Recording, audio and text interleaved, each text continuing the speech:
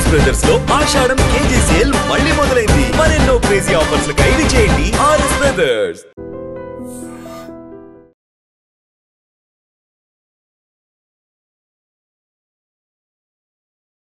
నమస్తే, welcome to I dream talking point with కవిత.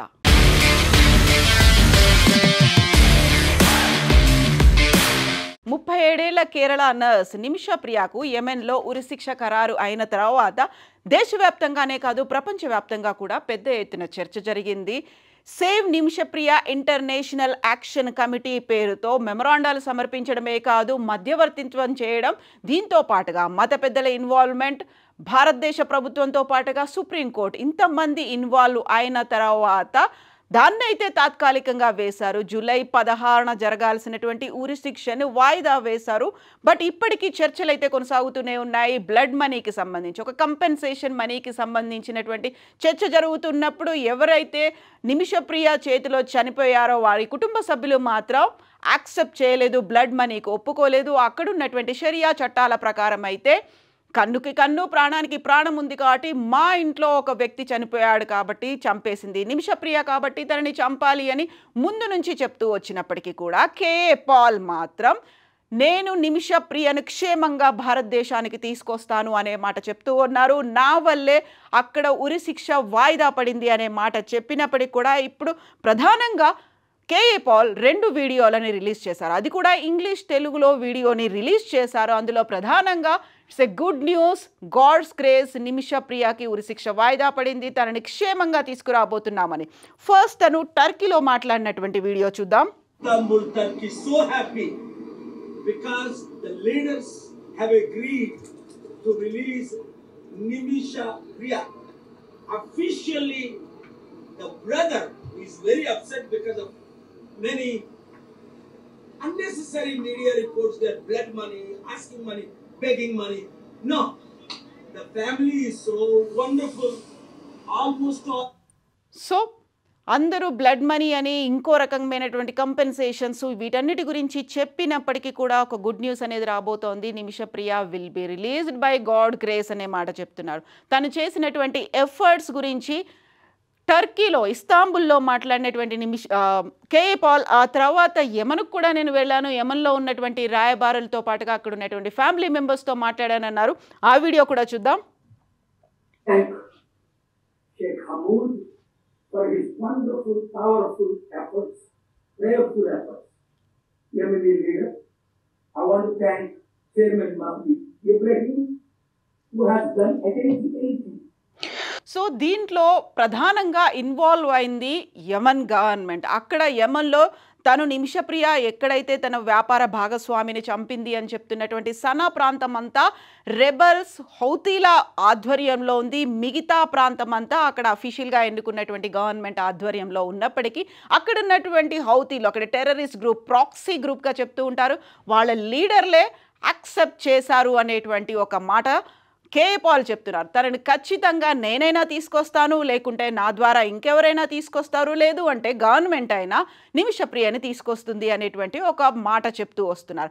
యాక్చువల్గా KA Paul ముందు నుంచి నేను నిమిషప్రియని సేవ్ చేస్తాను అనే మాటతో పాటుగా గ్రాండ్ ముఫ్తీ ఆయన చేసినటువంటి ప్రయత్నాలు వీటన్నిటి నేపథ్యంలోనే జూలై 16న జరగాల్సినటువంటి మరణ శిక్ష, ఉరి శిక్ష అనేది వాయిదా పడింది అని చెప్పినప్పటికీ కూడా నేను ఈ ప్రయత్నాలని వదులుకోలేదు. వారం రోజులుగా నేను చేయాల్సినటువంటి పనులు, మధ్యవర్తిత్వం అనేది చేస్తూ వస్తున్నాను. యెమెన్ చుట్టుపక్కల ఉన్నటువంటి కంట్రీతో, నైబరింగ్ కంట్రీస్తో కూడా దీనికి సంబంధించినటువంటి ఒప్పందాలు కావచ్చు, లేకపోతే ఒక మధ్యవర్తిత్వానికి సంబంధించి వాటన్నిటి మీద ప్రయత్నాలని నేను ఎక్కడా వదిలిపెట్టలేదు. ఇప్పుడు ఖచ్చితంగా నిమిషప్రియ భారతదేశం రాబోతోంది అని చెప్తున్నప్పటికీ యాక్చువల్గా డిప్లొమాటిక్గా చూడాలి అనుకుంటే అక్కడున్నటువంటి ప్రాక్సీ గ్రూపుల మీద భారతదేశం కూడా యుద్ధం చేస్తోంది. ఇరాన్ ఆధ్వర్యంలో రన్ అవుతున్నటువంటి ఆ ప్రాక్సీ గ్రూపుల మీద ఇజ్రాయెల్ మీద కూడా అటాక్స్ చేస్తున్నాయి కాబట్టి భారతదేశం కూడా ఇజ్రాయెల్కి సపోర్ట్ చేస్తోంది. హౌతీలను భారతదేశం వ్యతిరేకిస్తోంది. ఉగ్రవాదం, జీరో టాలరెన్స్ అనే నేపథ్యంతో భారతదేశం కూడా పనిచేస్తోంది కాబట్టి పహల్గామ్ ఇన్సిడెంట్లో ద రెసిస్టెంట్ ఫ్రంట్ మీద కూడా అదే జీరో టాలరెన్స్ అని వ్యవహరించింది. వెరీ రీసెంట్గా కూడా అమెరికా దాన్ని గ్లోబల్ టెర్రరిస్ట్ ఆర్గనైజేషన్గా అభివర్ణించింది. డెసిగ్నేటెడ్ టెర్రరిస్ట్ గ్రూప్గా దాన్ని లెక్కలో వేసింది, ఆ ఖాతాలోకి ద రెసిస్టెంట్ ఫ్రంట్ చేరింది. ఆ తర్వాత ఇండియన్ ముజాహిదీన్తో పాటుగా లష్కరే తోయిబాలు, వీటన్నిటికీ సంబంధించి జీరో టాలరెన్స్ దిశగా భారతదేశం ఉంది. అలాగే హౌతీల మీద కూడా భారతదేశం అలాగే ఉక్కుపాదం మోపుతోంది.